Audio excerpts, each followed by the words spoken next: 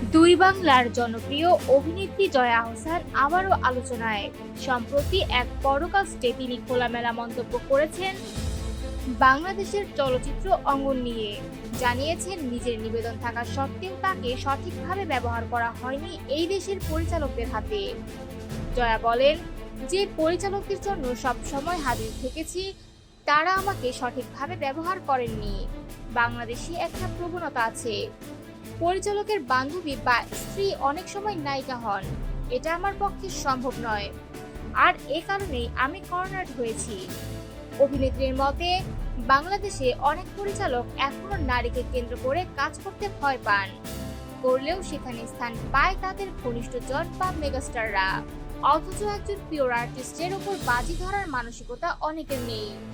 তিনি আরো বলেন, আমি এতটা নিবেদিত থেকেও যখন কাজ পাচ্ছিলাম না তখন কষ্ট পেয়েছি, কিন্তু শিল্পের প্রতি ভালোবাসা থেকেই কলকাতায় গিয়েছিলাম।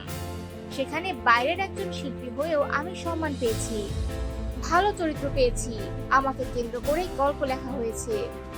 কলকাতায় পা রাখার পর জয়া আহসান প্রমাণ করেছেন প্রতিভার কোনো সীমানা নেই।